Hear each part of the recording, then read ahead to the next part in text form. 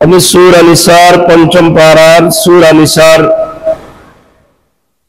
65 নং আয়াত আপনাদের খেদমতে আজকের খুতবা হতে তেলাওয়াত করেছি।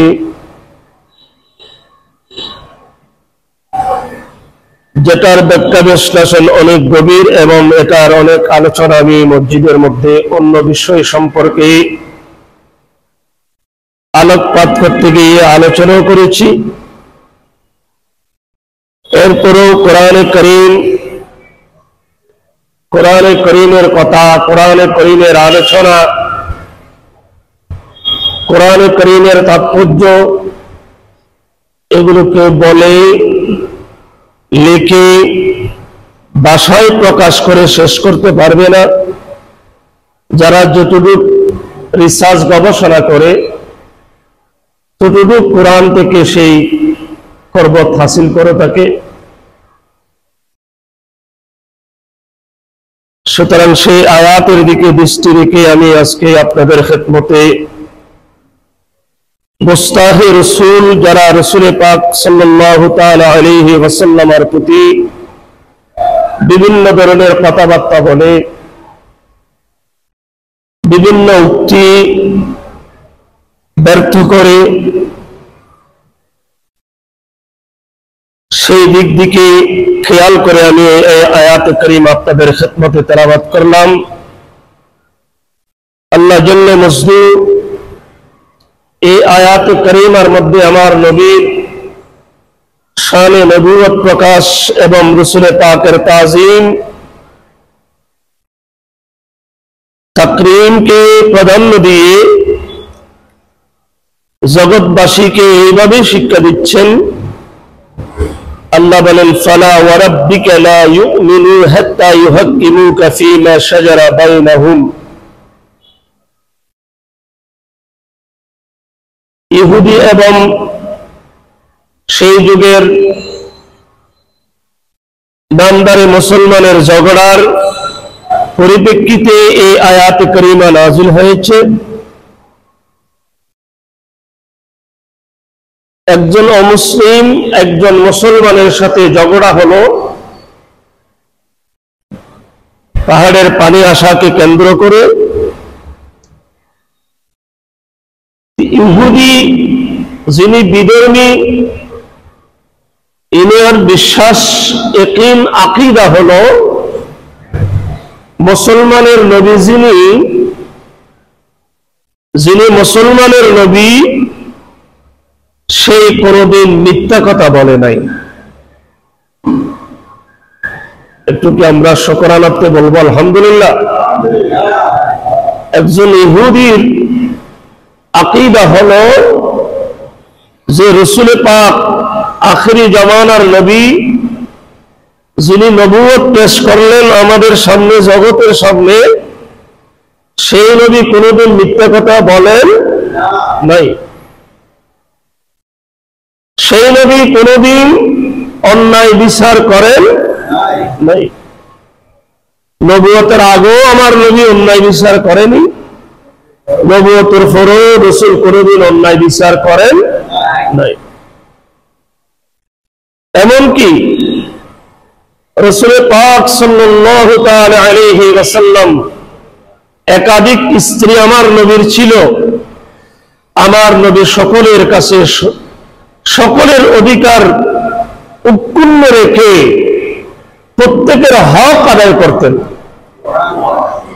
বড় করে বলবো না সুবহানাল্লাহ? কিন্তু সেই যুগের মধ্যেও কিছু মানুষ ছিল, এই যুগেও আছে, আমাদের পরবর্তী যুগেও থাকবে। কিছু নামদারি মুসলমান আছে যাদের সাথে কোনো ঈমান ইসলামের আদৌ কোনো সম্পর্ক নেই। সেই জাত, সেই গোত্রটার নাম হচ্ছেন মুনাফিক। সেই গোত্রটার নাম কি? একটা আওয়াজ দিয়ে বলে, সে কি? মুনাফিক। সেটা কোনো মুনাফিক নামাজ পড়ে, কিন্তু নামাজিকে মুনাফিক বলা যাবে না। মুনাফিক নামাজ পড়ে ওনার স্বার্থ হাসিলের জন্য, উনি নামাজকে ব্যবহার করার জন্য। আর মুমিনরা নামাজ পড়ে আল্লাহ এবং রাসূল আল্লাহকে সন্তুষ্টি করার জন্য। বেশ কম আছে না নাই? একটু কথা বলি, বেশ কম? আচ্ছা, পার্থক্য আচ্ছা। রসুল পাকের যুগে, রসুল পাকের সময়ে এটা মদিনা পাকের ঘটনা। তখন ইহুদি বললেন, আমরা যখন পরস্পরের মধ্যে কি করলাম, বাকবিতণ্ড হলো, আমরা একটু রসুল পাকের দরবারে যাই, বিচারটা রসুল ফয়সালা করে দেবে। মুসলমান যিনি, ইনি বললেন ঠিক আছে। এটা অনেক লম্বা ঘটনা, যেহেতু এগুলো আমি আরেকবার দুইবার এগুলো বিস্তারিত আলোচনা করছি, সেই কারণে দিচ্ছি না। আজকের খুতবার মধ্যে আয়াত আসছেন, সেই বিদায়ে হকটা আদায় করতেছি। তখন ওনারা রাসূল পাকের দরবারে গেলেন। তখন মুসলমান ইনি বলতেছেন, হুজুর আমি আপনার উম্মত, আমি আপনার পিছনে নামাজ পড়ি, আপনার সাথে যুদ্ধে যাই, আমি আপনার সাথে আপনার উম্মতের সাথে উঠা বসা করি। সে হচ্ছেন ইহুদি।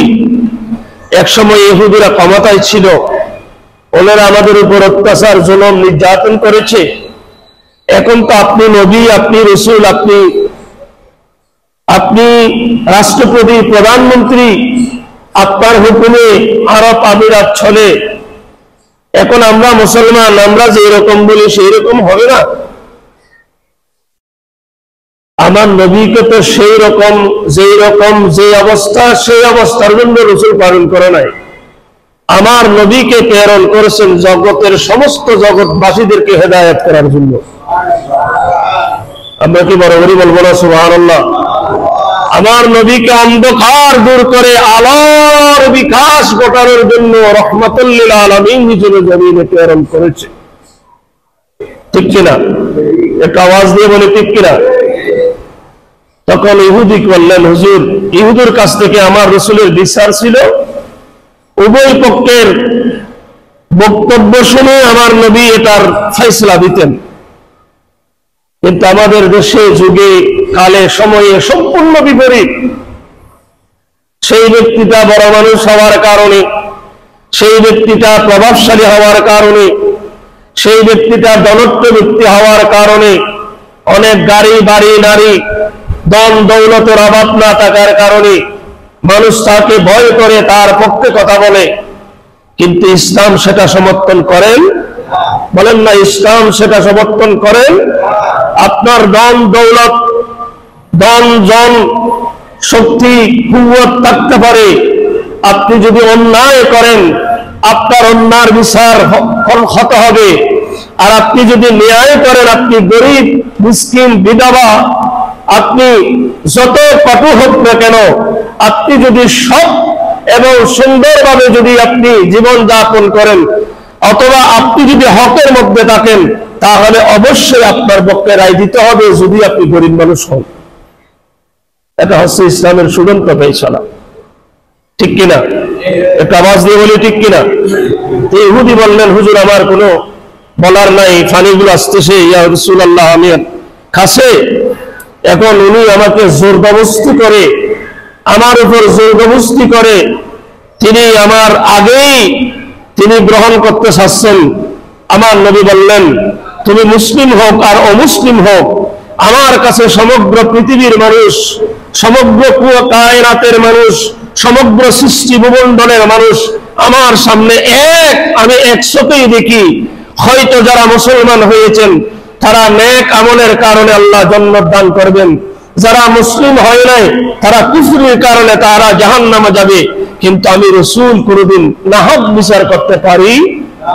একটু বলেন না, নাহক বিচার করতে পারি না। ইহুদিকে বললেন, মুসলিমকে বললেন, তুমি অন্যায় করতেছো, ওনার প্রাপ্যটা ওনাকে দাও, এরপরে তুমি গ্রহণ করি। সে আমার নবীর উম্মত, দেখেন কেমন উম্মত। যখন আমার নবীর কাছ থেকে বের হলেন, তখন বললেন যে আমি আমার নবীর বিচার আমি মানি না। নাউযুবিল্লাহর আওয়াজটা। তো ইহুদি বললেন, আশ্চর্যের বিষয়, তুমি তোমার নবীর বিচার মানো না, পৃথিবীর জমিনে নবীর থেকে বড় আর কে আছে? এই জমিনের মধ্যে রসুল থেকে আর বড় কে আছে? তোমার আসলে বদনসিব তো মুনাফিক, তারা তো মুসলিম নয়, বলেন না মুসলিম, বেশে বসে মুসলিম, বেশে বসে মুসলিম, পাগড়িওয়ালা মুসলিম, দাড়িওয়ালা মুসলিম, জুব্বওয়ালা মুসলিম, কিন্তু ঈমানের ক্ষেত্রে আসলে মুসলিম না। তাদের সম্পর্কে অসংখ্য কোরআনের আয়াত, 114টি সূরার মধ্যে একটা সূরার নাম সূরাতুল মুনাফিক। নাউযুবিল্লাহ বলি, আরো বড় করে বলি নাউযুবিল্লাহি মিন যালিক। আমার নবীর বিচারের কোন মানলেন না। ইহুদি বললেন, কে এই বিচার কে করবে? হয়তো ফারুক আজম করবে। তো বিস্তারিত আমি বলতেছি না, ফারুক আজম উভয়ের কথা শুনে ওনাকে কতল করে ফেলছে। পরের দিন জোহর আমার নবী এলান করলেন যে গতদিন কে ওনার কাতেল, কে কাউ ব্যক্তিকে কতল করেছেন। ফারুক আজম জানাইলেন, ইয়া রাসূলুল্লাহ, তা আমি। হলে কেন? হলে ইয়া রাসূলুল্লাহ, এটা গতকালকে আপনার দরবারে, পরশুদিন আপনার দরবারে ছিল, আপনি বিচার করে দিয়েছেন, সে মানে নাই। সে বলছিল যে রাসূলের পাক থেকে নাকি আমি ওমর শ্রেষ্ঠ। নাউযুবিল্লাহ বলি। দেখেন, গোলাম মিনিট থেকে গোলামকে শ্রেষ্ঠ বলতেছেন। ইয়া রাসূলুল্লাহ, আমি কি বিচার করতে পারি? তখন আমার নবী এই মিম্বরে রাসূলের মধ্যে বসা ছিলেন। আমার নবী লাফ দিয়ে ফারুক আজমকে কোলের বুকের মধ্যে জড়িয়ে দিলেন। আমার নবীর বুকের মধ্যে ফারুক আজম। তখন এই আয়াত আল্লাহ নাযিল করলেন। নবীর সিনার ভিতরকে ফারুক আজম। আল্লাহ বলেন, ফালা ওয়া রাব্বিকা লা ইউমিনু। ইয়া রাসূলুল্লাহ, আপনার রবের কসম, লা ইউমিনু, তোমার রবের কসম, লা ইউমিনু হাত্তা ইউহাক্কিমুকা ফীমা শাজারা বাইনাহুম। যে বিচার আপনি বাগান সংক্রান্ত করে দিয়েছেন, যারা রসুলের বিচার মানবে না, যারা রসুলের ফয়সালা মানবে না, তারা কোনোদিন মুমিন হতে পারে? একটা আওয়াজ দিয়ে বলে, তারা কোনোদিন মুমিন হতে পারে না।